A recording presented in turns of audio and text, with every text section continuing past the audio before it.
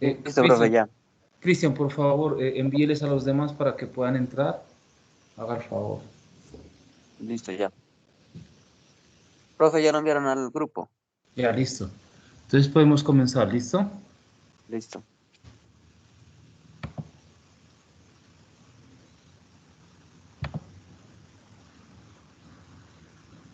Bueno, tengan todos ustedes muy buenos días, muchachos. El día de hoy continuamos con este tema llamado bacteriología dentro de microbiología. Habíamos quedado aquí, ¿no? En quimiotaxis. Habíamos hablado que tenían una quimiotaxis positiva, son atraídos por sustancias químicas como azúcares, habíamos hablado, aminoácidos, alcoholes y oxígeno. Principalmente azúcares, habíamos comentado la vez pasada. Y cuando una planta está bien nutrida, produce aminoácidos. Cuando está bien nutrida y todas las condiciones ambientales son favorables, ¿no? En este caso estamos hablando de azúcares y aminoácidos principalmente que lo producen en las raíces, ¿no? Entonces, las bacterias tienen un reconocimiento de la sustancia por proteínas localizadas en la membrana celular. Eso ya lo habíamos hablado, ¿no? Hay unas proteínas que están en la membrana que son los encargados de reconocer qué sustancia o quién está cerca a la bacteria, y hay otras proteínas que son los transportadores que llevan la información hacia el nucleoide en este caso. Hay una transmisión del estímulo por parte basal del flagelo y se activa el motor del flagelo y se dirigen hacia donde está la sustancia, por eso es una quimiotaxis positiva. Bueno, degradación de macromoléculas la hacen por medio de las enzimas pectinasas. La pectina metilesterasa, que es una enzima que utiliza los grupos metilo. La pectina hidrolasa los fenoles. Bueno, diferentes enzimas que degradan, ¿no?, el tejido celular. Degradación de la celulosa, que es una larga cadena, ¿recuerdan ustedes? Por medio de celulasas. Y la respiración de esta bacteria, de este tipo de microorganismos, degradación de polisacáridos, proteínas y grasas a moléculas más pequeñas y finalmente convertidas en piruvato. Ahí estamos hablando de la glucólisis, ¿no? Recuerden que yo siempre les hablo de la glucólisis, del ciclo de Krebs, etc. Entonces, degradación de polisacáridos o azúcares que son monosacáridos, como la sacarosa, ¿no? Polisacáridos pueden ser el almidón en algunas plantas, proteínas y grasas, ¿no? Entonces, una vez que tenemos el piruvato, entra al ciclo de Krebs. Cuando el piruvato es oxidado en el ciclo de Krebs, se genera agua, CO2 y ATP. Ahí tenemos la energía. Ahí tenemos la energía. Ahí está, mejor dicho, la respiración. Estamos hablando de la respiración celular, donde el piruvato, que es el producto final del rompimiento de la glucosa, o sea, de la glucólisis. Ese piruvato es el que es la sustancia que inicia todos los pasos del ciclo de Krebs. Entonces se obtiene ATP, CO2, etc. Ahí obtiene la energía ya respirado por medio de las mitocondrias. Bueno, aquí ya entramos a un tema muy bonito. Esta taxonomía es la última taxonomía que puede uno encontrar, ¿no? En libros especializados, obviamente, ¿no? En internet es muy difícil encontrar, es extremadamente difícil encontrar. Entonces, esto se consigue en libros especializados. Bueno, entonces, ¿en qué se basa la taxonomía y la clasificación de estas bacterias, ¿no? Las características taxonómicas son, primero, la morfología. ¿Cuál es la forma que ella tiene, no? Las características estructurales, si tiene un flagelo monótrico polar, monótrico bipolar, si es lofótrica, si es perítrica, etcétera, etcétera, etcétera. Y culturales, porque todos los trabajos que se hacen en microbiología tienen que ver mucho con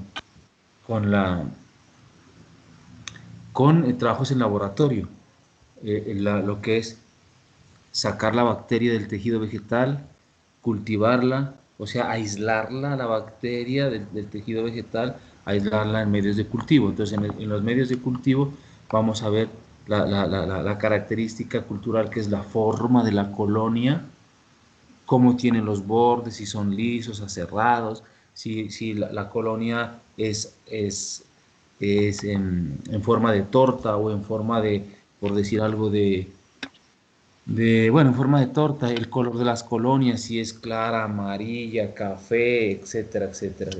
Y características fisiológicas que vamos a ver más adelante, de si ellos utilizan o no utilizan un compuesto químico que se adicione al medio de cultivo o no lo utilizan, ¿no? Por ejemplo, la adición, la ureasa, etcétera. Ahí alguien tiene ahí un micrófono encendido, por favor que lo apague, que está como... características bioquímicas también que se hacen en laboratorio y características patológicas, que es la capacidad para atacar a determinados hospedantes, o sea, la patología de se hace inoculaciones en diferentes tipos de hospedantes para ver tiene de, qué capacidad tiene de atacar, ¿no? Bueno, características morfológicas, recordémoslas. Si es monótrica, si es lofótrica que tiene varios flagelos, anfítrica bipolar, en este caso es anfítrica bipolar, y perítrica que tiene flagelos alrededor de la célula. Perítrica principalmente, ya les había hablado, Erwinia, Pectobacterium, monótrica pseudomonas, lofótrica pseudomonas, unas especies. Anfítrica también está pseudomonas. Bueno, características morfológicas, entonces, ¿qué forma tiene la bacteria? Si es un bacilo perfecto o si tiene en sus bordes cuadrados, etcétera, etcétera, etcétera. Esas son las características morfológicas, ¿no? O si es espiral, como en el caso de Streptomyces, que es en forma espiralada. Y si tiene uno o dos flagelos, etcétera. Características estructurales que habíamos visto y seguimos insistiendo en, en todas las estructuras que tiene la célula bacteriana, como la cápsula, como la membrana celular, el periplasma, etcétera, etcétera. Entonces las gran positivas, recuerdan ustedes que a ellas les falta dos estructuras, el periplasma les falta, ¿no? Y en las gran negativas tenemos aquí, a ver, bueno, una membrana plasmática, la peptidoglicano es la pared celular, ¿no? Recuerdan ustedes que es peptidoglicano, la pared celular, la cápsula externa, lipopolisacárida y proteína, que es la cápsula externa, etcétera, etcétera. Entonces, hay una prueba que reemplaza la tinción de grano, que es la prueba de KOH al 3%. Eso es para hacerlo siempre y cuando uno esté trabajando con una bacteria aislada en un medio de cultivo. Esta prueba del KOH, si nosotros sacamos bacterias del tejido vegetal, como acostumbro a hacer yo en laboratorio, que traigo muestras de plantas que son atacadas por bacteria, uno hace un corte del tejido vegetal que tenga parte afectada por la bacteria, o sea, parte necrosada. Necrosada quiere decir células muertas, tejido muerto. Entonces, parte necrosada y parte que esté sana. Entonces, en ese límite, la bacteria está muy activa porque ¿qué? Está trabajando con diferentes enzimas para degradar el tejido e irlo necrosando e ir obteniendo el alimento. Entonces, esta prueba del KOH se hace siempre y cuando la bacteria ya esté en una caja Petri purificada. Entonces uno coge con una asa de transferencia, la coloca en el portaobjetos y coge un poco, una gotica de KOH. Y si uno coge y ala hacia arriba el asa de transferencia, se forma este hilo que están viendo ustedes ahí, entonces decimos que es una bacteria gram negativa. Esto es pues inmediato, ¿no? Rapidísimo, siempre y cuando tengamos la bacteria en medio de cultivo. Entonces recordemos, en la parte derecha están las bacterias rojas, que son gram negativas, y en la parte izquierda las bacterias gram positivas, que le faltan dos componentes en su estructura, ¿no? En comparación con las gram negativas. La forma de la colonia. Aquí estamos hablando de la forma, no de la célula bacteriana, sino de la forma de la colonia en una caja Petri, ya en un cultivo en el laboratorio, ¿no? Entonces, si la colonia es puntiforme, si es circular, filamentosa, irregular, rizoide, lanceolada. Eso estamos hablando es de los márgenes de la colonia. La elevación puede ser chata, elevada, convexa, en forma de cúpula, umbonada, umbilicada, etcétera, etcétera. Todo eso hay que anotarlo, todas las características culturales de la bacteria para poder acercarse a una clasificación. Les estoy hablando de un trabajo tradicional, ¿no? Si nosotros vamos directamente a biología molecular, todo esto no se hace en biología molecular. Va directamente a PCR, en RT-PCR, que es lo que está ahora en tiempo real, PCR. PCR es la reacción en cadena de la polimerasa, ¿no? Lo que se hace en biología molecular, lo que están haciendo para detectar positivo o negativamente, en este caso, pues el SARS-CoV-2, que es la que causa el COVID-19, ¿no? Estos son estos trabajos, por ejemplo, si vamos a, a detectar o si vamos nosotros a registrar una bacteria que sea nueva para el mundo, que no esté reportada en los libros, toca hacer todos estos trabajos en laboratorio para poder escribirle al mundo, al globo terráqueo, qué características tiene su forma, sus flagelos, las características culturales de la colonia en Cajapet, ¿no? Bueno, en cuanto a la forma, pues ya habíamos visto la forma de ella, los bordes, si los bordes son enteros, ondulados, lobados, etcétera. Todo eso uno lo ve con qué, con la ayuda del estereoscopio, ¿no? El estereoscopio, si ustedes ya vieron entomología o manejo de plagas, en esta materia, en estas materias se utiliza mucho, mucho el estereoscopio. Con la ayuda del estereoscopio podemos mirar estas características culturales, ¿no? La coloración de las colonias, por ejemplo, en este caso estamos frente a una bacteria del género Xanthomonas. Este color es característico cuando la bacteria del género Xanthomonas, no hemos hablado de especies, del género Xanthomonas, se la siembra en un medio específico llamado YDC. YDC. Entonces, este medio ya viene listo, ¿no? Uno en el laboratorio le compra a los productores, véndame el medio agar nutriente, véndame el medio PDA, véndame el medio YDC, etcétera, etcétera, etcétera. Estos ya vienen nomás a escoger de 20 a 25 gramos del medio por litro de agua, esterilizarlo. En este medio YDC da este color amarillo, ¿no? En el caso de Xanthomonas. En el caso, por ejemplo, de Pseudomonas y la especie fluorescens, esta bacteria Pseudomonas fluorescens por lo general es para manejo biológico o lo utilizan para fungicidas biológicos, ¿no? Pseudomonas fluorescens se caracteriza por producir pigmentos fluorescentes en el medio 15D, más adelante lo vamos a ver, medio 15D. Bueno, características fisiológicas, por ejemplo, requerimiento de oxígeno. Si es oxidativa o fermentativa. ¿Qué quiere decir eso? Por lo general, Erwinia es fermentativa, o sea que cuando uno hace en laboratorio, prepara un medio de cultivo en tubos de ensayo y coge la bacteria y por punción inocula o siembra en el tubo, la bacteria tiene que llegar hasta abajo y a medida que uno va sacando, es una punción rápida, a medida que uno saca la aguja, ella va saliendo. Entonces, si ella crece en la parte de abajo, quiere decir que es fermentativa, o sea, que no requiere de oxígeno. No requiere de oxígeno porque está creciendo en la parte baja del tubo de PVC, del tubo de ensayo, en la parte baja del tubo de ensayo que tiene un medio de cultivo. ¿Listo? Crecimiento sobre medios selectivos y diferenciales. En bacteriología sí se trabaja lo que son medios de cultivo selectivos y diferenciales. Cuando uno habla de micología, uno habla de PDA, papa, destroza y agar, PDA. PDA y de pronto agar nutriente para hacer aislamientos de micosferela, para poder colocar fragmentos del tejido en, en papel filtro de una manera circular, con agua lo pega en la tapa de la caja Petri y abajo está el agar nutriente.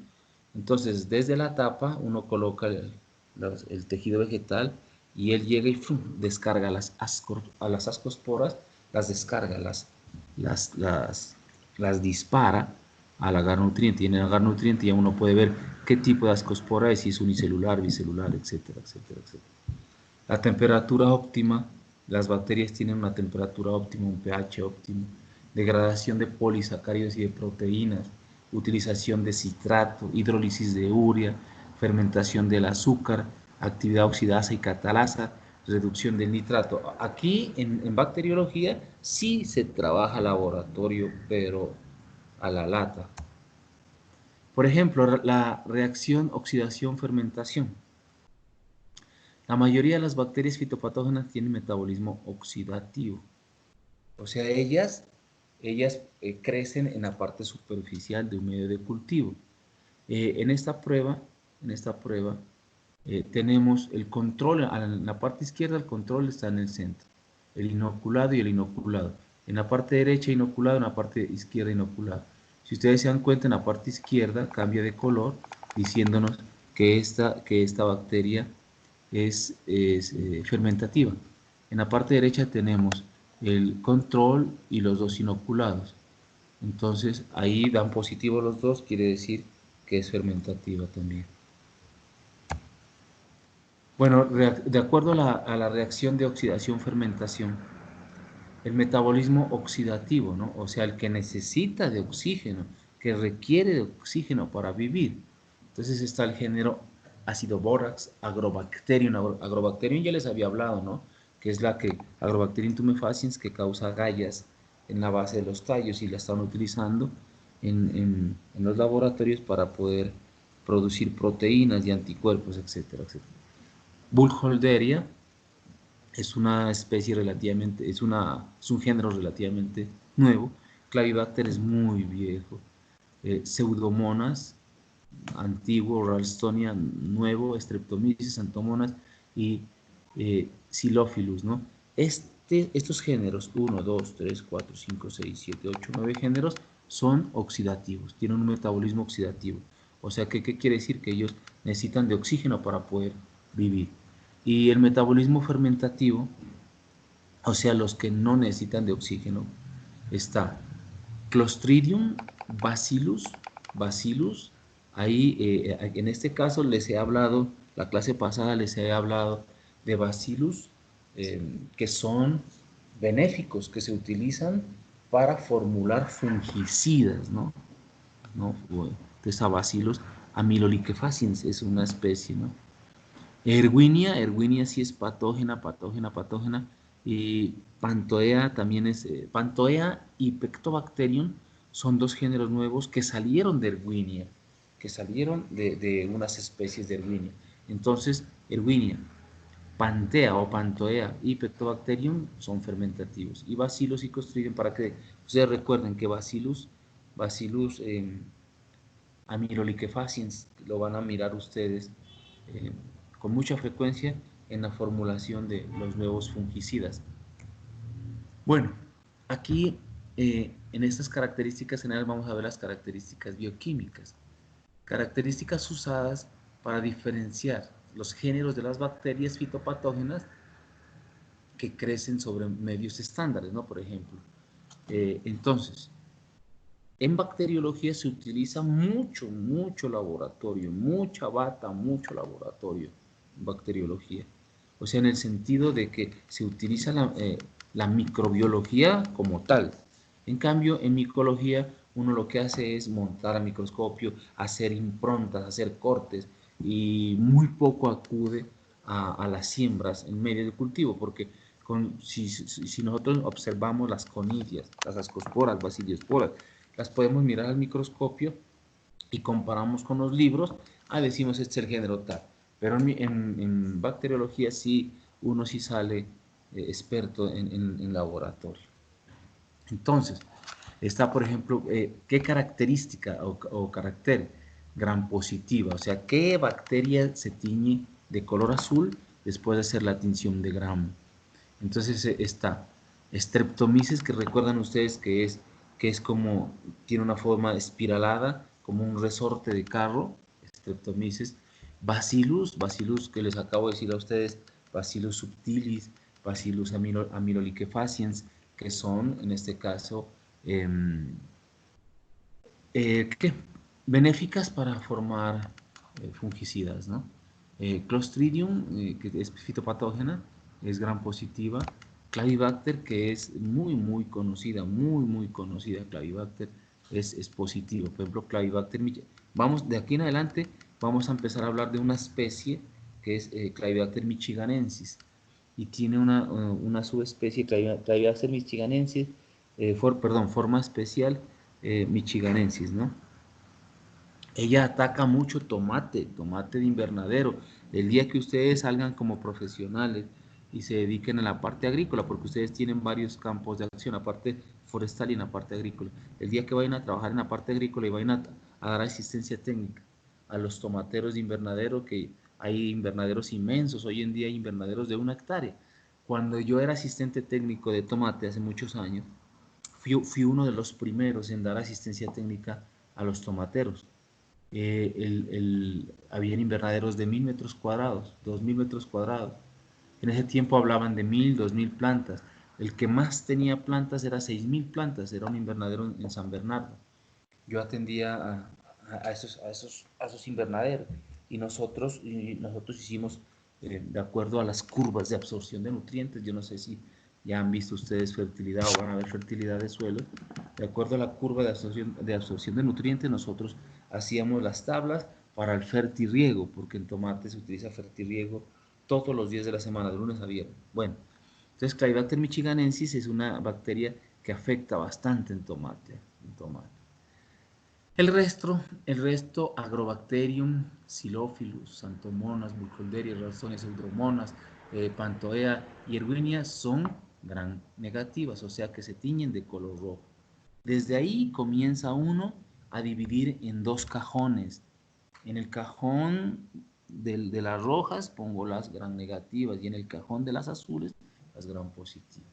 Desde ahí comienza la clasificación. Por ejemplo, los que crecen anaeróbicamente. ¿Quiénes son fermentativos? ¿No? ¿Recuerdan la prueba oxidación-fermentación?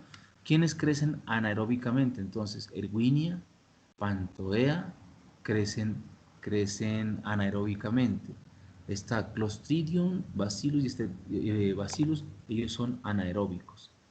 Crecimiento aeróbico, o sea, ¿quiénes necesitan de oxígeno? Entonces, Erwinia es anaeróbico facultativo.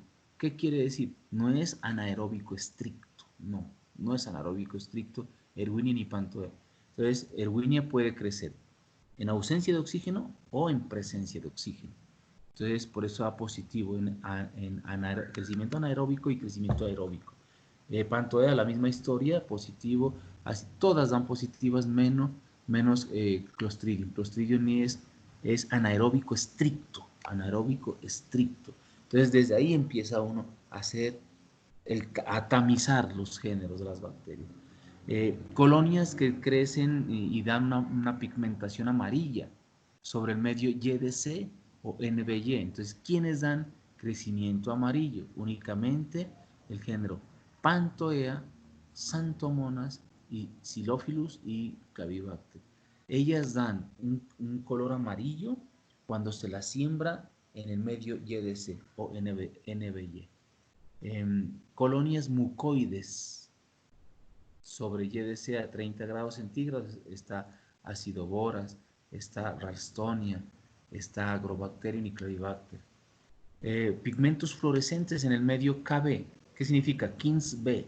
Kings de rey. Kings B.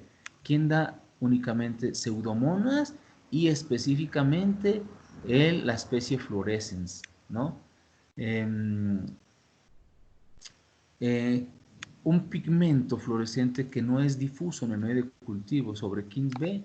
Entonces, ¿quién da eso? Bueno, Burkholderia. Así podemos seguir, por ejemplo, ureasa. ¿Quién es ureasa positiva? Solamente es Acidobacter, Ralstonia y Xylophilus. Variable en Burkholderia. En oxidasa, ¿quién utiliza la oxidasa? Está Acidoboras, está Ralstonia, está Agrobacterium, Streptomyces. Crecimiento de la colonia, ¿no? En el medio cultivo a 40 grados centígrados, solamente lo da ácido bórax, lo da Clostridium y Bacillus. Bueno, bueno, más que 4 flagelos perítricos. ¿Quién tiene más de 4 flagelos perítricos? Está Erwinia y Pantoea. ¿Recuerdan ustedes que hablábamos de que Erwinia era perítrica?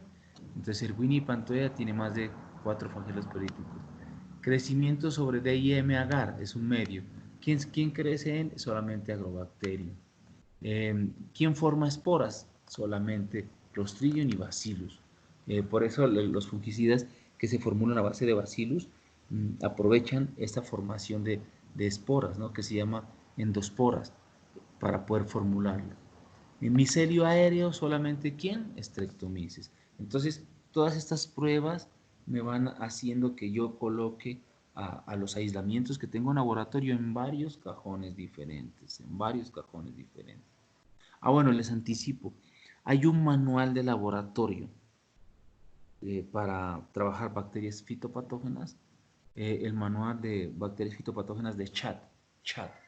Ese señor, todos los laboratorios de fitopatología utilizan ese manual. Todo lo que le estoy hablando aquí es la parte bioquímica sacada del manual de Chad.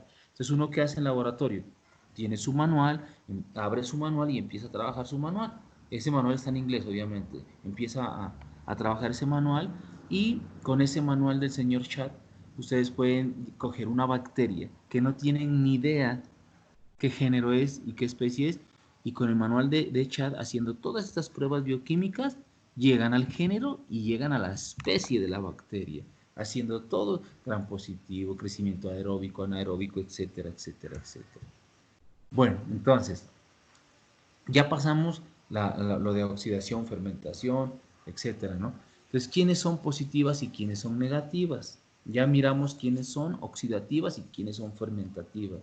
Dimos un ejemplo de las pruebas bioquímicas que se deben hacer en laboratorio para ver quién es positiva, quién es negativa. Uno va haciendo cada prueba y va anotando en su cuaderno si es negativo o positivo y compara con el manual de Chad. Estamos frente al género tal. Bueno, ¿quiénes son positivas? Gram positivas, perdón, azules. El género Bacillus amyloliquefaciens, que lo utilizan para fungicidas. Clavibacter, que estoy hablando de Clavibacter michiganensis en tomate, también ataca papa. Clostridium y Streptomyces. Streptomyces scabies ataca la papa también. Son positivos. De color azul. ¿Quiénes son de color rojo? Gram negativos. El género Acidoboras, Agrobacterium, Burkholderia, Erwinia, Pantoea, Pectobacterium, Pseudomonas, Ralstonia, Xanthomonas y Xylophyllus. Esta es una materia que requiere de mucha memoria para poder memorizar esto. Bueno, aquí está un esquema muy hermoso sacado del manual de Chad, un esquema muy hermoso. ¿Uno qué hace? Uno en bacteriología se coloca su bata blanca, su tapabocas, protector del cabello, sus guantes y su manual de Chad. Si son derechos, en el brazo izquierdo. Y agarra uno y comienza a seguir el manual de Chad. ¿Qué es lo primero que hace? La tinción de Gram, le empieza a decir el señor Chad.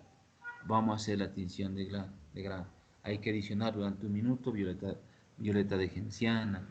Luego se lava con alcohol, luego se coloca el cristal el colorante safranina, el penetrante, luego safranina, se lava con agua, etcétera, etcétera, etcétera. Entonces hace uno la tinción de Gram, que es el primer paso en bacteriología. El primer paso en bacteriología es la tinción de Gram. Si uno participa en un curso de bacteriología y no ha hecho la tinción de Gram, mejor dicho, no ha participado en nada, no ha participado en absolutamente nada. Entonces hay que utilizar cristal violeta, safranina y el penetrante, ¿no? Lugol y safranina. Cristal violeta, lugol y safranina. Esos 3 colorantes debe tener uno ahí en una cajita de madera violeta de genciana, lugón, safranina y un goterito que tenga alcohol y al lado de un grifo para poder lavar con agua pues común y corriente. Violeta de genciana 1 minuto, luego se coge, se lava con alcohol, luego va la safranina, el lugol para que penetre el penetrante, etcétera, etcétera. Entonces, después de todo eso, de que uno ha hecho todo eso, observa al microscopio compuesto y con la ayuda del aceite de inmersión. Y si las ve de color rojo o de color azul, entonces ya, si son de color azul, uno, vuelvo y les digo, uno en laboratorio de bacteriología anda con su manual ahí, y abre el manual y ahí le dice paso a paso, le dice coloque una cucharilla de tantos gramos de esto, de este otro, de cristal violeta, etcétera.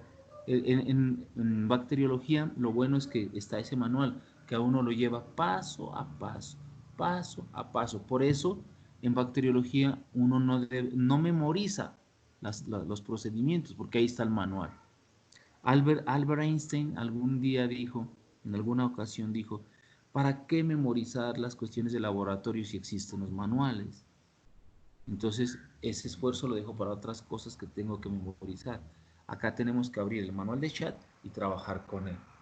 Prepare el medio YDC, entonces le dice saca de 20 a 22 gramos en 1 litro de agua, todo le va diciendo. Trabajar en bacteriología es fascinante. Uno se desconecta del mundo y se sumerge en ese laboratorio de bacteriología y se olvida de todo, se olvida de que hay problemas en el mundo, etcétera. Y cuando uno va a darse cuenta, son las 12 del día o son las 6 de la tarde y le queda faltando tiempo para poder trabajar. Es muy, es muy chévere, muy agradable trabajar en bacteriología. Yo tuve la oportunidad de recibir clases de fitobacteriología en la Universidad de Caldas con Carlos Betancourt por uno de los dos fitobacteriólogos que tiene el país, el doctor Gustavo Granada. El otro fitobacteriólogo, este señor es de Bayuno y jubilado del ICA. El otro señor es el doctor Lozano, Bayuno y jubilado del CIAT. Y los dos fueron a la misma universidad a estudiar fitobacteriología en los Estados Unidos. Entonces yo tuve la oportunidad de ser alumno del doctor Gustavo Granada. En este momento debe tener unos 80 años, debe tener unos 80 años de vida. Y no hay, que yo sepa, no hay fitobacteriólogos en Colombia en este momento. Bueno, entonces, la tinción de Gram, si es positivo, si es negativo, entonces, vámonos por el lado más corto. Listo, el primer paso. Bueno, ¿qué tenemos que hacer? Primero, tenemos que aislar la bacteria. Cogemos una hoja o un tubérculo o la parte de la planta que esté afectada y hacemos un aislamiento y hacemos la extracción de la bacteria, la tenemos que sacar, la tenemos que aislar. Por ejemplo, si vamos a aislar de una hoja, entonces cogemos la hoja, la lavamos con agua del grifo común y corriente y de ahí cogemos pedacitos de la mancha o de la lesión, llamémosle lesión, de la lesión que tenga. Nunca en la vida se vayan a olvidar de esto, jóvenes, jamás. Tenemos que trabajar de una lesión, de la parte marginal, de la margen de la lesión, donde termina la parte necrosada. Necrosada es muerte. Necrosada quiere decir células muertas. ¿Listo? Entonces, del borde de la lesión, corto un pedacito de 0.2 milímetros o 0.3 milímetros de largo por 0.4, 0.5 milímetros perdón, 0.2, 0.3 de ancho por 0.4, 0.5 milímetros de largo. Unas franjitas. Corto de la parte que tiene parte necrosada y parte viva, verde. Entonces corto una tirita pequeñita que puede tener de 0.2 a 0.5 milímetros de ancho por 0.3 a 0.5 o a 1 centímetro de largo, ¿no? Pero por lo general es de 0.3 a 0 por 0.5, pues por decir algo. Eh, un pedacito, una franjita que tenga parte necrosada y parte sana. ¿Por qué en esa parte? Porque en esa parte está la bacteria viva trabajando, está está con su maquinaria metabólica, con su maquinaria bioquímica, atacando a las células vivas, que eso es la parte verde. Entonces de ahí cojo, pum, pum, saco esos pedacitos, 4 o 5 pedacitos, los tomo con pinzas, ¿no? Todos los instrumentos que hay en laboratorio de microbiología o fitopatología están esterilizados, ¿no? Eso se los entrega uno un laboratorista ya esterilizado, las cajas Petri, los porta, cubreobjetos, el cristal violeta, lugol, safranina, alcohol, las pinzas, el asa de transferencia, las cuchillas minoras esterilizadas, todo le entregan a uno esterilizado para que uno vaya a trabajar directamente. Entonces, coge uno con la minora esterilizada, corta esa franjita que dijimos que es de 0,2 a 0,3 milímetros de ancho. 0,5 sería medio centímetro, ¿no? Recordemos pues lo del colegio. 0,5 sería medio centímetro. Entonces sería 0,3 de ancho y 1,05, 0,6, 0,8 de largo. Entonces coge eso, corta y coge con una pinza estéril. No voy a volver a repetir estéril, porque en un laboratorio todo está esterilizado, todo está esterilizado. Entonces coge uno con las pinzas ese material vegetal y lo pasa a cajas Petri que tienen, en una caja Petri tiene agua destilada estéril, la segunda caja Petri tiene agua con hipoclorito de sodio al 1% y toallas de papel las se utilizan en la cocina y todo esto lo puedo hacer dentro de una cámara de flujo laminar. La cámara de flujo laminar es el gabinete, es la estructura donde se debe hacer todos los aislamientos, siembras de hongos, bacterias, extracciones de nematos, porque es una cámara que es rectangular donde uno pone los brazos y empieza a absorber aire por arriba. Hay un filtro que detiene todas las conidias, las baciliosporas, ascosporas, las uredosporas, todo lo que exista en el ambiente lo filtra y lo bota por la parte frontal, o sea, que le da en la cara y el pecho y en las manos donde uno está trabajando, saca, lo toma por arriba, lo absorbe y lo coge y lo empuja de frente a donde uno está sentado, ¡fum!, hacia el frente, o sea, para sacar las posibles conidias o esporas o ascosporas, uredosporas que estén en el ambiente. Entonces ahí es donde trabaja uno, para evitar que las esporas, llamémosle esporas en general, que están en el ambiente, caigan donde uno está trabajando. Uno no las puede ver porque son de un tamaño muy pequeño, están flotando en el aire, entonces pueden caer en el medio de cultivo que uno esté trabajando, pueden caer en este caso en el agua destilada estéril que uno va a empezar a trabajar a desinfestar o desinfectar esta porción de tejido. Entonces por eso trabaja en la cámara de flujo laminar. Entonces, esas franjitas que cortamos del borde de la lesión las pasamos a, a una caja Petri que tiene agua y no las soltamos, las tenemos con la pinza, las movemos y luego las pasamos a la siguiente caja Petri que tiene hipoclorito de sodio más agua, de tal manera que tenga una concentración de hipoclorito de sodio al 0,1%. Entonces, ¿uno qué hace? Estoy en clases. Entonces, ¿uno qué hace? Eh, siempre es rutinario trabajar con un reloj o un timer, como le quieran llamar. O un cronómetro. Tenemos que hablar en español porque estamos en el continente latinoamericano, ¿no? Perdón, en la zona latinoamericana del continente americano.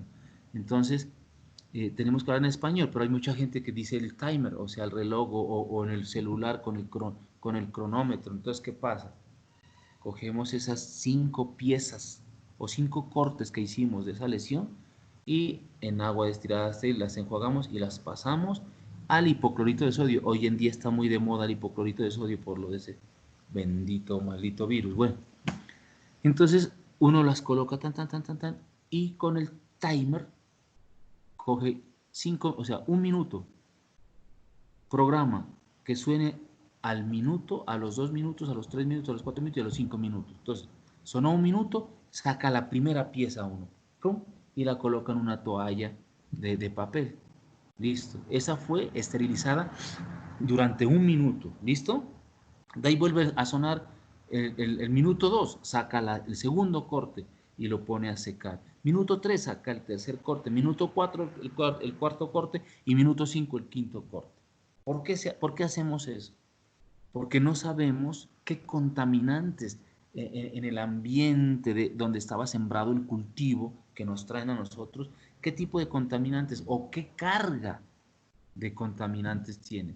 Cuando uno habla de carga hoy en día, todos sabemos ya muchos términos, estamos familiarizados con muchos términos. Por ejemplo, hablemos del COVID-19, donde dicen que los síntomas fuertes se presentan a las personas que han tenido una alta carga viral. ¿Qué significa alta carga viral? Mediana carga viral o baja carga viral. Por eso estamos haciendo esa desinfección. Alta carga viral quiere decir que muchas partículas le llegaron a la cara en un estornudo. Entonces entraron, voy a decir una estupidez, entraron mil partículas virales. Entonces esa persona se va a enfermar más porque tiene 1000 virus atacándolos. Media carga viral, donde tocó o alguien le estornudó de lejos y le llegaron 500 partículas virales. Y baja carga viral, donde fue a un supermercado y cogió, hizo su remesa y alguien por ahí estornudó frente a las papas fritas. Entonces, 2 partículas virales estaban en esa papa frita, hizo el mercado y se tocó la boca y le entraron 2 partículas virales. Baja carga viral. Entonces parece ser que los síntomas de la baja carga viral son suaves y los síntomas de la alta carga viral, 1000 partículas virales, son más fuertes. Entonces, este ejemplo lo he puesto acá. ¿Por qué desinfestamos? Bueno, voy a decir desinfectar, pero la palabra clave es desinfestar. ¿Por qué desinfestar? Porque vamos a quitar microorganismos que están en la parte externa. Ahí se dice desinfestar. Por ejemplo, yo veo que aquí en el edificio donde yo vivo, el señor de segundo piso baja y coge y le echa límpido, agua con hipoclorito de sodio a la chapa. Dice para desinfectar. No, ahí está desinfestando, porque está quitando partículas externas. Desinfectar es cuando algo está causando una infección. Entonces, una partícula viral en una chapa no está causando una infección. ¿Sí o no? ¿Cómo va a infectar a un metal? Se infecta cuando hay contacto íntimo entre un microorganismo o una partícula viral con una célula viva. Ahí entran en contacto y comienza el proceso de patogenicidad, germinación del hongo, o entra la bacteria, o entra el virus, etcétera, etcétera, etcétera. Entonces, cuando estamos hablando de que un microorganismo está causando enfermedad, se dice desinfectar. Cuando un microorganismo no está causando enfermedad, se dice desinfestar. Entonces, en este caso estamos desinfestando desinfestando la chapa, desinfestando los pasamanos, desinfestando. Y la gente dice desinfectar, pero bueno, hay que entenderles que ellos no han recibido un curso de microbiología. Desinfectar es cuando hay una infección. En un bus no va a haber infección. ¿Cómo va a infectar una silla del bus? ¿Cómo va a infectar el tubo del bus? No, no hay infección porque no hay células vivas. Entonces se dice desinfestar. Voy a desinfestar la chapa, voy a desinfestar el vidrio, voy a desinfestar la suela del zapato, etc. Entonces en este caso se desinfesta el tejido, los 5 tejidos, los 5 cortes que hicimos, los desinfestamos. 1 minuto, 2 minutos, 3 minutos, 4, 5. ¿Por qué? Porque no sabemos qué carga de virus, bacterias u hongo tuvo ese material. Entonces, en 1 minuto, o sea, lo sacamos, lo secamos y vamos bueno, en este caso, bueno, si hablamos de hongo, sembramos en el medio de cultivo para hongo, PDA, agar nutriente, bueno, jugo B8 agar, etcétera, etcétera, etcétera. Eso está en los manuales, ¿no, jóvenes? Yo les llevaré los manuales para que los fotocopien las personas que quieran, de hongos, de bacterias, de virus, de nematodos, etcétera. Esos son manuales que uno los tiene en su biblioteca y coge, se los echa al brazo y vamos a trabajar. memorizar esos manuales es berraco. Uno los va memorizando a través del tiempo. Después de trabajar 10 años, 20 años en un laboratorio, uno ya ni abre los manuales, se los sabe de memoria. Bueno, entonces, en el caso de hongos se siembra ese pedacito de tejido que lo cortamos. Estamos hablando de bacterias. Entonces, la secamos y cogemos en medio centímetro de agua o en 0.3 milímetros o en 0.2 milímetros de agua destilada estéril que se coloca. Voy a hablar de medio centímetro, ¿listo? 0.5 centímetros cúbicos de agua destilada estéril en un tubo de ensayo. Entonces, tengo que tener 5 tubos de ensayo. En el uno coloco el pedazo de tejido que estuvo en desinfestación en un minuto. En el 2, en el tubo número 2, el que estuvo 2 minutos. En el tubo número 3, el que estuvo en desinfestación 3 minutos. En el 4 y en el 5. ¿Listo? Entonces, ahí voy a ver, bueno, ¿para qué se coloca en 0.5, en 0.4 o en 0.3 milímetros o centímetros cúbicos? Para que la bacteria que está en el tejido, la bacteria fitopatógena que está en el corte que hicimos, en el tejido que cortamos, pase del tejido, pase a el agua destilada estéril que le coloqué en el tubo de ensayo. Entonces en el tubo 1 van a salir del tejido, ¡pum!, en el tubo 1 que estuvo 1 minuto, en el tubo 2 que estuvo 2 minutos en desinfestación, en el tubo 3, 4 y 5. Entonces, ¿qué pasa? Cojo con el asa de transferencia, que es como una aguja, que es doblada en la punta y tiene como una lupa o como un reloj tiene en la punta. Entonces uno coge ahí, tran, y esa lupa se llena de agua, tran, y llega y hace el rayado, la siembra en el medio de cultivo. Por ejemplo, aquí podemos ver en la parte media de esta diapositiva que estamos viendo, miramos un color fluorescente. Esa es la siembra, le han hecho un rayado así se siembran las bacterias. Entonces, ¿qué pasa? Siembro en una caja Petri que tenga medio de cultivo, el medio de cultivo pues que yo vaya a utilizar el YDC, el 15B, o sea, KB, el agar nutriente, el DIM, etcétera, etcétera, etcétera. ¿Listo? Entonces, siembro y coloco la fecha de la siembra, el medio de cultivo, tengo que colocarle YDC, DIM, AN, agar nutriente, etcétera, etcétera. ¿Listo? Entonces, y coloco un minuto, que ya sé que es un minuto que estuvo en desinfestación. En la otra, el medio de cultivo, 2 minutos, 3, 4, 5 minutos. Entonces, ¿qué pasa?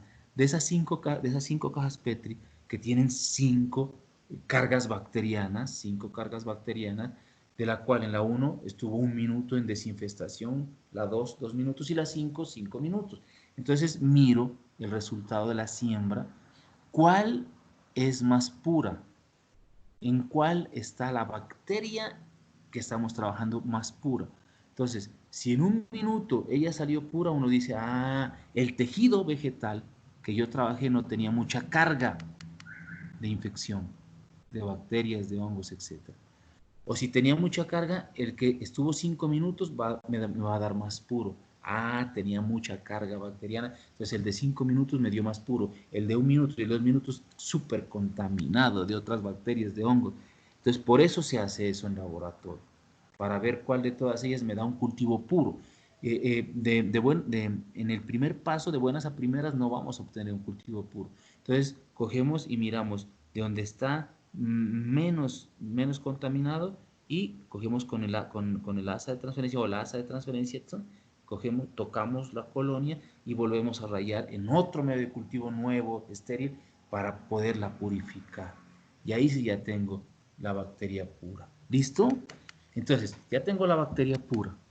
Entonces, de ahí cojo una lupada o con la asa de transferencia un poquito, y, y la sobo. Recuerdan, en una gota, en un portaobjetos, con una gotica de agua, la sobo, y cojo con un pincel o con lo que quiera, lo esparzo para poder hacer el frotis. Entonces lo paso encima de una llama, de la llama del mechero, y queda fija, y ahí empieza la tinción de grano.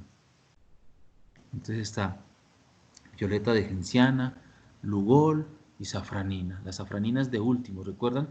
Violeta de genciana, De ahí sigue el lugol, que el lugol es el penetrante, y la safranina es la última, la safranina que es la que le da el color rojo, y violeta de genciano que es la que le da el color azul.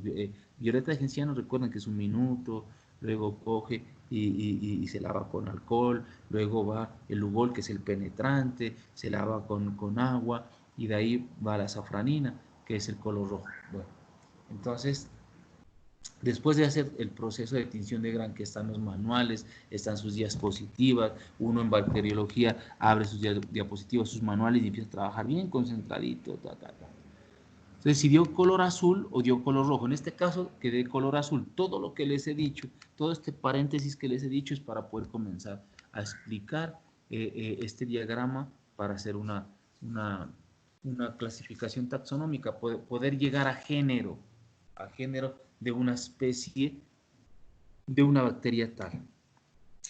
Les comento, cuando nosotros miramos el curso de fitobacteriología en la maestría en fitopatología, nos entregaron un tubo de ensayo con tapa rosca que tenía agua, y en el agua estaba suspendida una bacteria. Como las bacterias son tan pequeñas, no se puede ver a simple vista, entonces uno dice aquí solamente hay agua. Nos entregaron ese tubo de ensayo con agua y un poco de bacteria, y al final del trimestre teníamos que entregar qué género era y qué especie era, y posiblemente de dónde se aisló esa bacteria. Y entonces uno al final del semestre, con el manual de chat y haciendo todos sus trabajos, al final del semestre, mire, la bacteria es el género tal, la especie tal, y posiblemente se aisló de tal cultivo. Esto es excitante, la bacteriología es excitante, es muy chévere, la microbiología es apasionante. Bueno, entonces volvamos al tema de que ya tenemos de color azul, gran positiva. Entonces están las bacterias corineformes como Corynebacterium o Clavibacter. Bueno, Clavibacter, Bacillus, Clostridium y Streptomyces. Donde dice corineform, quiere decir bacterias corineformes, ¿no? De una bacteria corineforme, ahí está Clavibacter. Clavibacter michiganensis, Bacillus, Clostridium y Streptomyces. Entonces, cuando hacemos la tinción de grano y nos da positiva, entonces decimos, posiblemente estamos frente a Clavibacter, Bacillus, Clostridium y Streptomyces. Estamos frente a estas 4 bacterias, no sabemos frente a cuál de ellas. Estamos frente a Clavibacter, donde dice corineformes, ahí es Clavibacter, ¿listo? Entonces, si es positiva, Clavibacter, Bacillus, Clostridium y Streptomyces. No sabemos cuál de las 4, no sabemos. Hasta el momento sabemos que estamos frente a Clavibacter, Bacillus, Clostridium y Streptomyces. Entonces, ¿qué hay que hacer? Entonces, hay que mirar si ellas forman endosporas. Si forman endosporas, entonces estamos frente a Bacillus o Clostridium. Si no forman endosporas, estamos frente a Clavibacter y Streptomyces. Entonces vámonos por el lado de que sí formaron endosporas. Entonces se siembra en un medio de cultivo, o se hace la prueba de oxidación-fermentación, así de sencillo, la prueba de oxidación-fermentación. Entonces, si es positiva, o sea, si la prueba de oxidación-fermentación salió positiva, quiere decir que es anaeróbica, estamos frente a Clostridium. Y si es negativa, frente a Bacillus. ¿Listo? Entonces, vámonos por otro lado. Bueno, y ahí le dice, en la página 261 está Clostridium y en la página 250 está Bacillus. Vámonos por otro lado, donde no formó endospora. Entonces, cogemos y miramos en el microscopio si tiene como o aparenta tener un micelio aéreo. No tiene micelio porque no es hongo. Aparenta tener un micelio aéreo. Si tiene micelio aéreo, estamos frente al género Streptomyces. Si no lo tiene, estamos frente a Clavibacter. Hasta ahí terminamos el trabajo con las gram positivas, las azules. Esto es en laboratorio, las azules. Ahora vámonos con la posible respuesta de que no fue positiva después de la tinción de Christian Gram, sino que la tinción de Gram fue negativa, de color rojo. Entonces estamos frente a Erwinia, Pantoea, Xylophilus, Acidoborus, Burkholderia, Ralstonia, Pseudomonas, Xanthomonas, Agrobacterium. Entonces, vamos, hasta ahí sabemos que es roja. ¿Qué tenemos que hacer? Entonces, la prueba de oxidación, fermentación, crecimiento anaeróbico. ¿Listo? Entonces, si tiene un crecimiento anaeróbico, pues, o sea, si es anaeróbica, entonces estamos frente a Erwinia o a Pantoea. Si es aeróbica, estamos frente a Agrobacterium, Acidoborus, Burkholderia, Ralstonia, Pseudomonas, Xanthomonas y Xylophilus. Entonces, vámonos por el lado de que es anaerobia. Entonces, sembramos esta bacteria, la sembramos en el medio YDC, que eso ya viene comercialmente. Usted ya coge el teléfono a Manizales, al laboratorio que vende medios, por favor envíeme el medio YDC, ¿cuánto le consigno? En Manizales son los importadores y en Bogotá también. Bueno, entonces si sembramos en el medio YDC y dio amarillo, entonces estamos frente al género Pantoea. Si no dio amarillo, estamos frente al género Erwinia. Hasta ahí ya sabemos frente a qué género estamos. Ahora, el crecimiento no es anaeróbico, el crecimiento es aeróbico. Entonces estamos frente a Agrobacterium, Burkholderia, Ralstonia, etc. Entonces, cogemos esa colonia, esa bacteria, la sembramos en el medio 15B. Ahí dice KB, significa el medio 15B. Entonces lo sembramos. Y si me da un color, una pigmentación fluorescente, estamos frente a Pseudomonas, sino frente a Agrobacterium, Xanthomonas, Acidoborus, etc. Entonces, cogemos y sembramos la colonia en medio YDC. Si me da colonia amarilla, estamos frente a Xanthomonas o Xylophilus. Entonces, si es ureasa positiva, estamos frente a Xylophilus. Si es ureasa negativa, estamos frente a Xanthomonas. Ahora, el otro, si esa prueba estuvo media rara, entonces vámonos al crecimiento de la colonia en YDC a 33 grados centígrados. Si creció en el medio YDC a 33 grados centígrados, Xanthomonas. Si no es Xylophilus, hasta ahí ya descartamos dos géneros.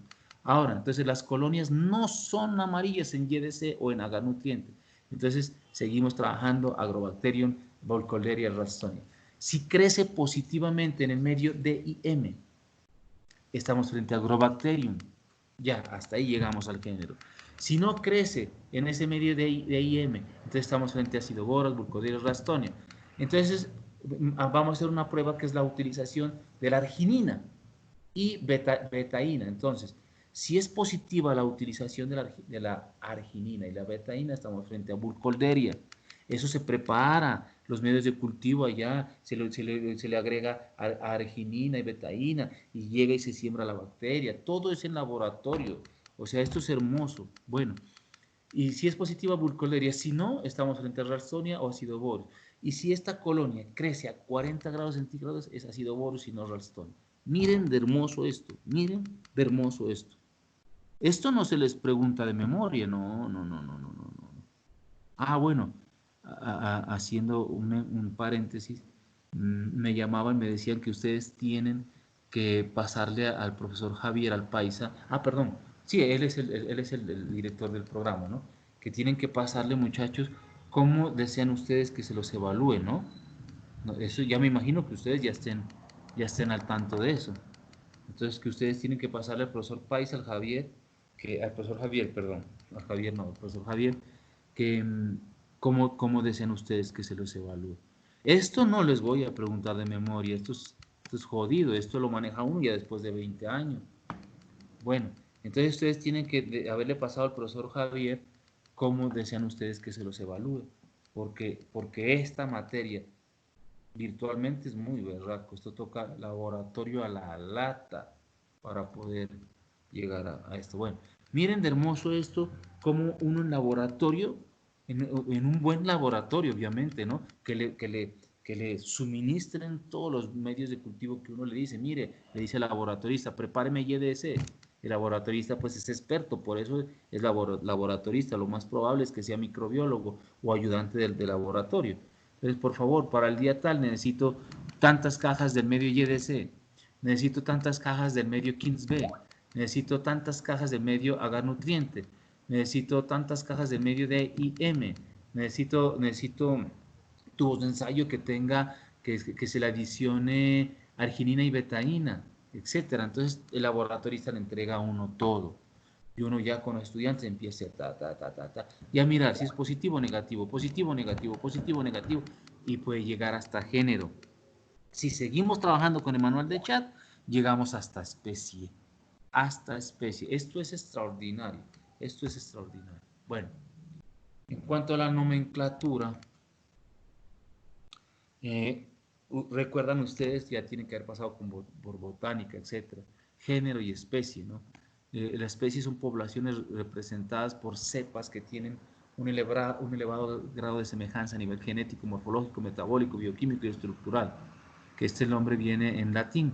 La subespecie, por ejemplo, se basa en variaciones fenotípicas, o sea, dentro de esta especie que tiene poblaciones representantes que tienen un grado elevado de semejanza morfológica, más que todo. Bueno, genética, pues, etcétera, metabólica.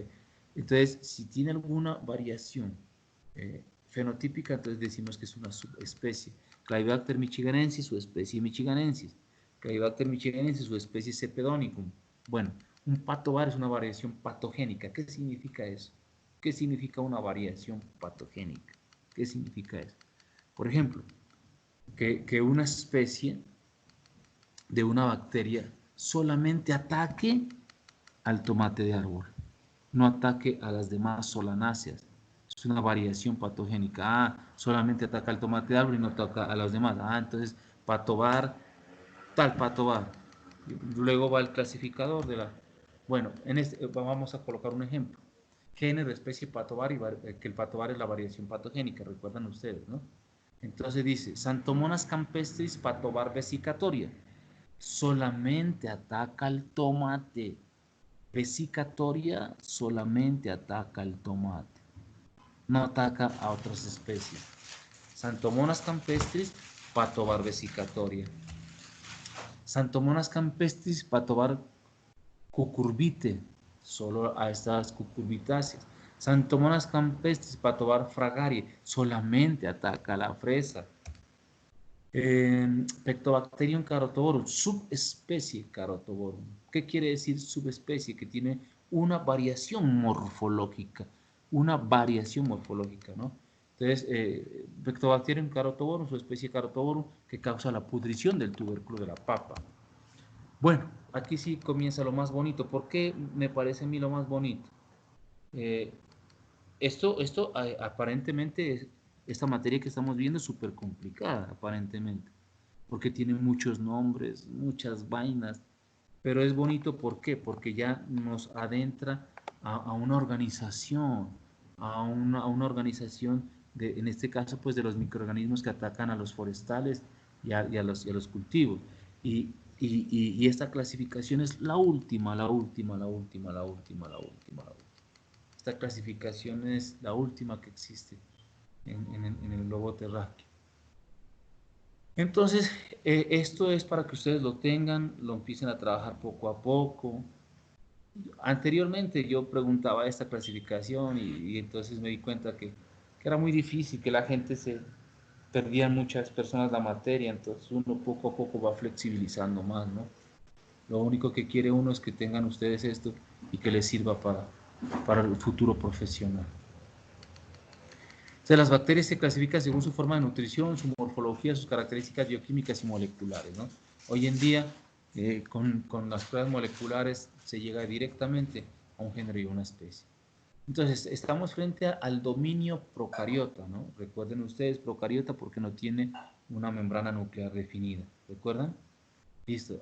Estamos frente al reino bacteria, al filum proteobacteria. ¿Por qué se llama? ¿Por qué le dan ese nombre?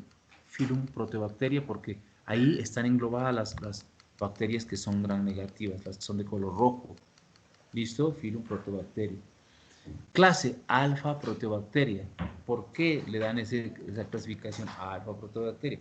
Porque dentro de su nutrición también son exigentes en elementos secundarios o oligoelementos como cobre, zinc, boro, etcétera, etcétera, etcétera. Orden Rhizobiales, familia Rhizobiacea, género, Agrobacterium y Rhizobium. Agrobacterium es la bacteria que les voy hablando como 80.000 veces, que la utilizan en los laboratorios para poder producir proteínas para poder sacar una vacuna. Es una bacteria, recuerdan ustedes que las bacterias tienen su ADN en el nucleoide, se llama nucleoide en la parte central. No se llama núcleo porque no tiene membrana nuclear, por eso son procariotas. Entonces en la parte central su ácido nucleico está en forma de 8 y se llama nucleoide y tiene un ADN extra que es el famoso plásmido. Entonces, aprovechando esta característica que tienen estas bacterias, cortan un fragmento de un microorganismo, un X fragmento que codifique para una proteína, obviamente, ¿no? Entonces llegan y ¡pum! Se lo inyectan a esta célula bacteriana, la Agrobacterium, y ella coge esa información, la adiciona en su ADN y empieza a producir, a codificar esa proteína, bueno, a codificar esa proteína. Entonces, así es la forma como sacan vacunas y etc. Rhizobium es una bacteria benéfica que se adhiere a las raíces de las plantas, principalmente leguminosas, que son los forestales o las plantas agrícolas que producen vainas. Primero producen flor y de la flor producen una vaina, como la vaina del frijol. La vaina del frijol. Hay forestales que producen vainas, son leguminosas. Entonces, este Rhizobium vive en el suelo, es un habitante natural del suelo. Se adhiere a las raíces y cogen y el nitrógeno atmosférico y lo fijan en el suelo y se lo entregan a la planta o al forestal. Entonces está primero es alfa protobacteria, luego vamos a ir con beta, gamma, etc. Entonces, alfa protobacteria, rhizobiales, familia rhizobiaceae, donde está Rhizobium y Agrobacterium. Familia Sphingomonaceae, donde está Sphingomonas, que es una bacteria fitopatógena. Seguimos con el dominio procariota. ¿Por qué? Porque su material nuclear, su material de ADN no está protegido de una membrana nuclear. Entonces está Phylum, proteobacteria. ¿Por qué? Proteobacteria porque son gram negativas. Seguimos con la clase beta proteobacteria, que son las quimioheterótrofas, o sea, que son las que obligadamente necesitan compuestos químicos de otro hospedante, ¿no? Y está el orden Burkholderiales, y está la familia Burkholderiaceae, donde está el género Burkholderia, una especie muy conocida que acostumbro llevarlos a la Alianza Bosaquillo para ver Burkholderia cepacia, que causa la pudrición de la cebolla larga y la pudrición de la cebolla de bulbo, ¿no? Aquí en nuestro medio, donde lo tenemos cerca, pues tenemos que ir a ver eso. Orden Burkholderiales, familia Burkholderiaceae, donde está Burkholderia. Familia Ralstoniaceae, donde está Ralstonia solanacearum, que causa la dormidera de las musáceas, plátano, banano, de forestales, de solanáceas como papa, tomate, etc. Familia Comamonadaceae, donde está ácido bórax. Si ustedes se dan cuenta, en esta familia, en esta clase beta protobacteria, están 3 géneros, Burkholderia, Ralstonia y ácido bórax, principalmente Burkholderia y Ralstonia, que son bien devastadores. Seguimos en esta clasificación que no, al principio cuando entré a la universidad sí les preguntaba en los exámenes y la gente se quedaba mucho, perdía mucha gente la materia, entonces dije no voy a seguir haciendo eso porque la gente se está rajando, entonces uno empieza como a flexibilizarse un poco más y más ahora con esta pandemia uno tiene que ser más flexible. Entonces seguimos frente al dominio procariota porque su ácido nucleico no tiene membrana nuclear. Protobacteria porque son gram positivas. Está la clase gamma protobacteria, donde está el orden enterobacteriales, y la familia Enterobacteriaceae. Esta sí es una familia muy, muy, muy importante, donde está el género Renneria y Dilkeia no es tan importante. Erwinia, Pantoea, Pectobacterium son muy, muy, muy importantes. Ahí les he colocado Salmonella porque, o sea, cuando yo estoy en esta materia les digo, bueno, Salmonella, Serratia, son bacterias que atacan a los animales, ¿no? La Salmonella y también a los seres humanos, ¿no? Eso no quiere decir que sea pues para las plantas, ¿no? Brenneria, Dickeya ataca maíz, Erwinia ataca a todo. Erwinia causa pudrición. Pantoea y Pectobacterium, ¿listo? Está el orden Pseudomonadales, donde está la familia Pseudomonadaceae, y está una bien importante, Pseudomonas, es muy, muy importante. Rizobacter y Xylophilus no son tan importantes. Orden Santomonadales, donde está familia Santomonadaceae, donde está Santomonas, Erwinia y Pseudomonas son muy importantes. Xylella es una bacteria que no se presenta con Xylella en la especie fastidiosa, que recuerdan ustedes que ella vive en el floema de las plantas. Xylella es como una curiosidad. Xylophilus no es tan importante, Rizobacterium no. Santomonas, Pseudomonas, Erwinia, Pectobacterium son muy, muy importantes. Burkholderia, Ralstonia, Agrobacterium son muy importantes. Entonces, hagamos un resumen. Agrobacterium, voy a hablar de las más importantes, ¿no? Agrobacterium, Burkholderia, Ralstonia, llevamos 3 bacterias. 3, Erwinia, Pectobacterium, 5, Pseudomonas 6, Santomonas 7.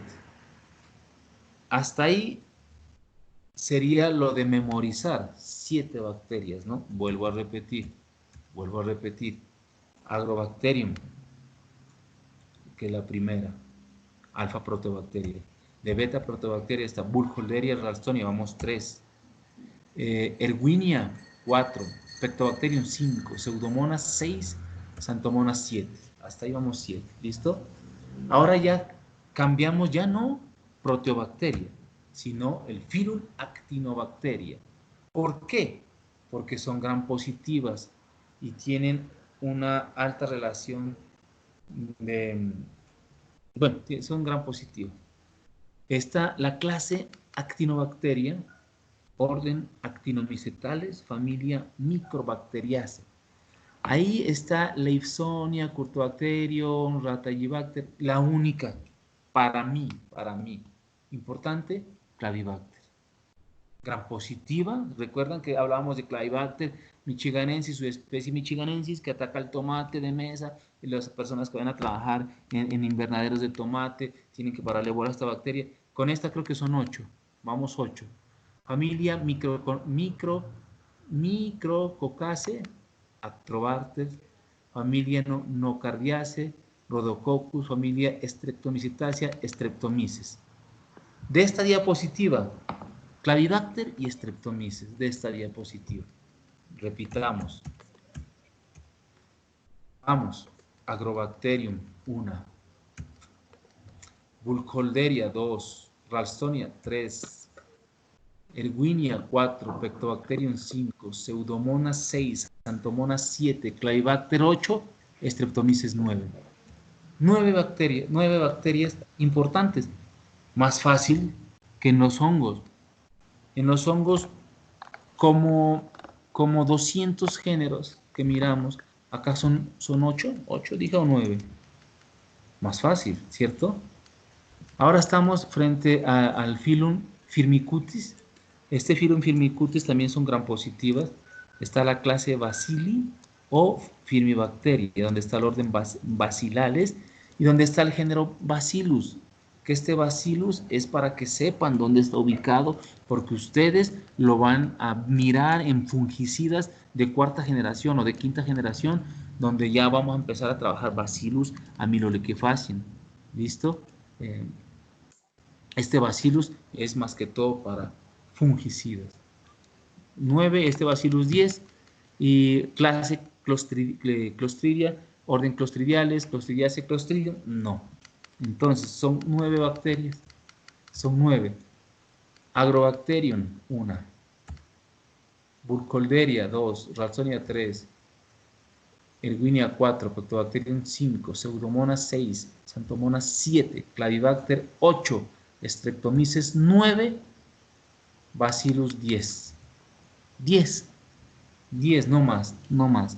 Ahora estamos frente al filum Tenericutis, que son gram negativos, pero pero carecen solamente tienen membrana plasmática, no tienen pared celular. Por eso ellos son pleomórficos. Entonces, 10 nombres para memorizar, 10 nombres para memorizar, no más, más fácil que la micología. En la micología, pseudohongos, hongos verdaderos, de las Royas, Emileia, Virgen Santa, bueno, son 10 nombres. Aquí estamos frente a la clase Molicutus, que requieren de esteroles, orden Mycoplasmatales, familia Mycoplasmataceae, y está el género Fitoplasma. Anteriormente se llamaba Mycoplasma, hoy Fitoplasma. Ustedes encontramos en las plantas Fitoplasma como nombre genérico. Ellos viven en el floema y son muy raros, muy raros encontrarlo. Muy raros encontrarlo. Y seguimos con el orden en entomoplasmatales, espiroplasmataceae, espiroplasma, muy raros. Entonces cerramos con 10, no más. Cerramos con 10, no más. 10 para memorizar. Entonces, ¿qué síntomas se producen aquí? Así como miramos en los hongos, manchas foliares, manchas en frutos, manchas foliares, manchas en frutos, chancros. Los chancros, recuerden, se presentan en las ramas y en los tallos. Recuerden, así fueron los hongos. Marchitez, ¿como quién? Ralstonia solanacearum. Hiperplasia, podredumbre, costras, necrosis, etcétera, etcétera. El ataque de bacterias fitopatógenas es en menor grado y en menor número que los hongos. Yo les vuelvo a repetir, muchachos, porque el aprendizaje se basa en la repetición. Cuando uno entra a un cultivo forestal o un cultivo agrícola, lo primero que encuentran son hongos, pseudohongos, hongos ascomicota, basidiomicota y la clase que no existe de Deuteromicota, que no existe el filum o la división de Deuteromicota. Eso es lo que encontramos. Y como en un plano, bueno, en segundo plano serían los nemátodos, que ya vamos a pasar a ver los nemátodos. Y por ahí, como cosa rara, una bacteria. Depende del hospedante. Si vamos a ver tomate en invernadero, lo primero es bacterias. En tomate en invernadero, lo primero es bacterias. ¿Por qué? Porque viene Claibacter michiganensis, su especie michiganensis, adherido a la testa, viene desde los Estados Unidos. Entonces, la gente no le hace una desinfestación, toma tu bacteria. Por ejemplo, en tomate de árbol, depende del hospedante. En tomate de mesa, en invernadero, lo primero, lo que está en el primer plano son bacteriosis. Tomate de árbol, en el primer plano, virosis. Tomate de árbol. ¿Qué otro ejemplo? Papaya, primer plano, virosis.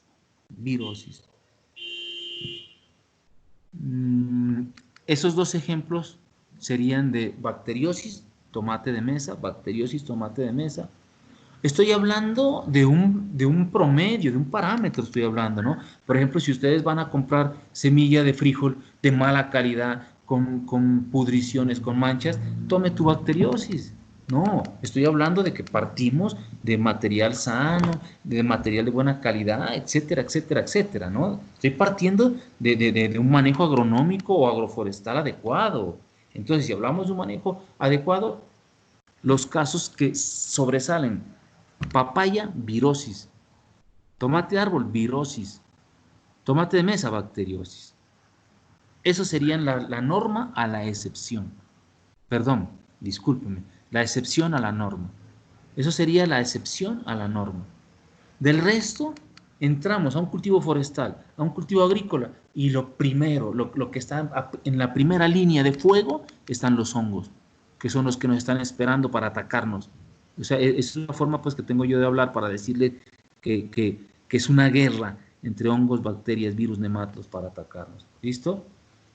En la primera línea de fuego están los hongos, luego están los nematodos que atacan a raíz, y de ahí ya vienen bacterias, virus. Pero bacterias no son tan importantes, tan numerosas como lo son los hongos. Por eso todo es fungicida. Por ejemplo, si ustedes van a un almacén agrícola, el 99% de los productos son fungicidas y uno o dos bactericidas.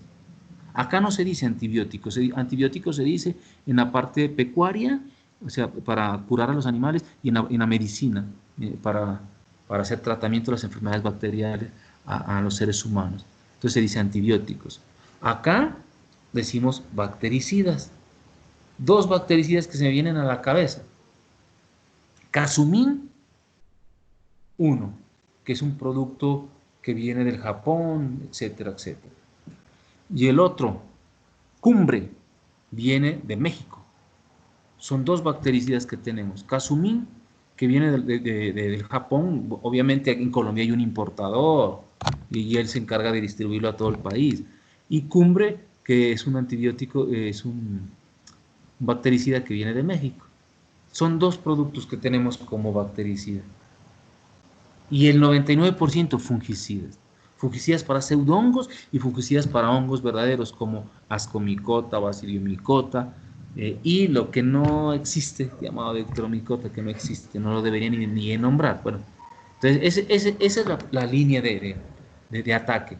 Hongos en la parte aérea y en la parte subterránea, hongos, ¿no? Cuando hay humedad, ataca Phytophthora, ataca la base del tallo, ataca Fusarium, ataca Armillaria, ataca, bueno, y bacterias, perdón, y nematodos que atacan la raíz. Bacterias atacan la hoja, pero en muy poca frecuencia. Por ejemplo, en pasifloras, específicamente en Gulupa. En Gulupa, número uno, bacteriosis. Y casi cogida de gancho con una enfermedad causada por un hongo que se llama Cladosporium cladosporioides se llama. Bueno, que causa la roña. Entonces, dese cuenta, tomate de árbol, primera línea de ataque, virosis, papaya, virosis, tomate invernadero, bacteriosis, gulupa, bacteriosis. Son como contaditos con los dedos de las manos. Eso se lo enseña la vida, se lo enseña pues los profesores de fitopatología, se lo enseña la práctica. Aquí estamos frente a la famosísima agalla de Agrobacterium tumefaciens, la bacteria que la utilizan en los laboratorios para poderle inyectar fragmentos de ADN de otro microorganismo, de otra planta o de lo que sea, o fragmentos de ARN de un virus, para que esta bacteria coge y ¡pum!, empieza a codificar, a producir la proteína que le están metiendo ahí, los aminoácidos que van a formar una proteína. Este es el síntoma que se presenta en la parte, agroforestal.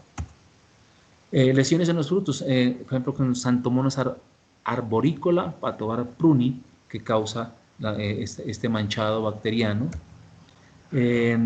Pseudomonas syringae, Patovar pápulas, ataca la manzana. Xanthomonas saxonopodis, Patovar citri, ataca a los cítricos. Xanthomonas campestris, Patovar cucurbita, ya lo habíamos dicho, cucurbitáceas. Pectobacterium carotoborum, su especie Carotoborum, que causa la pudrición del tubérculo en la papa, pero esto es muy raro. Una persona que no sepa de papa cae en este error. Una persona que es un empresario agrícola no va a comprar semilla de mala calidad. Él compra semilla, tubérculo semilla a una persona que tiene registro ICA, que le vende una semilla adecuada. Calybachter michiganensis, su especie michiganensis, esta es la famosa bacteria que ataca el tomate. Aquí podemos ver en los haces vasculares, en la parte externa de los tallos, un color como amarillo, como ladrillo. Ahí sí tocaría tener como fe para poder mirar eso. Este es el síntoma ya en campo de Calybachter michiganensis, su especie michiganensis, en tomate. Ese es el síntoma, y si ustedes se dan cuenta, en la parte izquierda está como haberle prendido candela en la parte baja de la planta, como si la quemaron.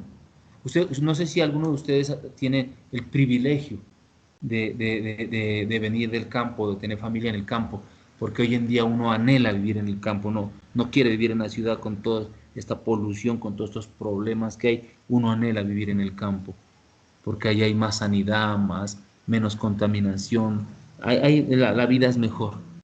Todo mundo queremos desplazarnos a vivir al campo ya. Por lo menos yo quiero ya irme a vivir al campo. Mucha contaminación, mucho problema en la ciudad. Entonces, miren, Las personas que vienen del campo o que han tenido contacto con el campo se dan cuenta que prenden candela debajo de un árbol y van a ver y las hojas son como chamuscadas. En la parte izquierda estamos viendo el síntoma aéreo. Este es el síntoma interno de Clavibacter michiganensis o especie michiganensis, la cual coloca como de color rosado o color ladrillo los haces vasculares.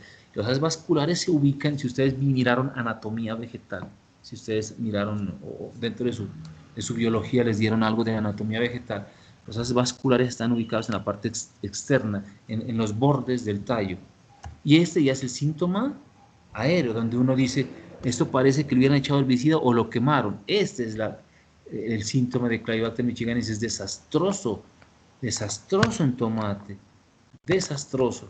¿Y por qué más desastroso todavía? Porque la bacteria viene pegada a la testa de la semilla, viene desde los Estados Unidos. La bacteria viene importada, como entraron los casos de COVID-19 a Colombia importados. Llegaron por el aeropuerto El Dorado los casos para Colombia. En este caso llega importado en la testa de la semilla y viene en los sobres de semilla y uno, qué linda la semilla, y la coloca a germinar y la plantica hermosa y la vende y la está vendiendo con Clavibacter michiganensis por no haber desinfestado, porque la bacteria no está causando enfermedad a la semilla, está pegada a la testa. Entonces la sumerge en hipoclorito, sumerge la semilla en hipoclorito de sodio al 1% durante 30 minutos, listo, adiós, adiós Clavibacter, te vi. Entonces mató la bacteria y ya sembrar o plantular es lo mismo, ¿no? Siembra o plantula la semillita ya libre y no va a vender plantas que van a presentar este síntoma al consumidor final. Uno debe ser muy ético. En el caso mío, que tengo una empresa que es productora de material vegetal, específicamente de frutales andinos, en un principio comencé a plantular tomate. Y ahí fue que aprendí que esta bacteria venía en la testa y empezamos a hacer el tratamiento de hipoclorito de sodio al 1% durante 30 minutos y entregábamos plantas muy hermosas. Lo que pasa es que los que les comentaba la vez pasada, no pudimos importar del Brasil la cámara germinadora de semillas de solanáceas. Entonces, sin esa cámara, el trabajo no es perfecto, no se gana plata, se pierde mucha semilla que no germina porque las condiciones no fueron las propicias. Entonces, esto es desinfestar la semilla para eliminar a Clavibacter. En este caso, Streptomyces scabies causa la costras de los frutos de la papa. Mire el síntoma que causa. Vuelvo y digo, un tomatero que se meta a sembrar tomate y compre plántulas a un plantulador que no es profesional, que no tiene registro ICA, va a perder plata. Va a perder plata porque los plantuladores de tomate, todos están ubicados en la zona norte de Nariño, en San José de Albán, en San Bernardo el 80%, en la Unión Nariño un 5%, aquí yendo para... Bueno, ahí están ubicados. Entonces, ¿qué pasa? El 80-90% de plantuladores no han tenido una formación estricta, perdón, no han tenido una formación estricta como plantulador. Cualquier persona. A ver, les comento el caso de nosotros. Yo comencé a ser plantulador hace muchos años, más o menos unos 20 años. Empecé a plantular tomate y a aprender que era una bandeja plástica, cuáles son los alveolos, dónde está la turba, de dónde viene la turba, cómo hay que humedecerla. Yo fui a un curso en Bogotá donde nos capacitaron unos argentinos y ahí aprendí a plantular técnicamente, porque plantular lo puede hacer cualquiera, mi abuelo, mi bisabuelo puede plantular, pero técnicamente, ahí está la palabra técnicamente.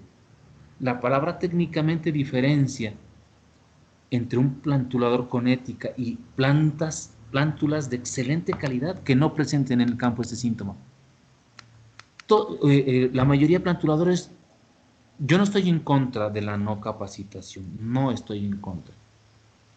Estoy en contra en la falta de ética y de conocimiento. La mayoría de plantuladores, el 80-90% de plantuladores de tomate no son profesionales. no son ingenieros agrónomos o no son ingenieros agroforestales. Y eso como primer punto de partida, porque una persona que sea agroforestal, una persona que sea ingeniero agrónomo, va a recibir esta capacitación. Y si me preguntan más de plantulación, les suelto más información y más y más y más. Y yo los sé llevar en las prácticas a Sibundoy y ya los llevo a visitar mi invernadero. Y les digo, pregúntenme todo lo que quieran, aquí es donde vamos a aprender. Entonces aquí donde tienen la oportunidad de contar con profesores que tienen experiencia en campo, con profesores como en el caso mío, que soy el 99.9% práctico. Yo estoy en el campo con botas pantaneras, a mí nunca me van a ver de vestido ni nada de eso.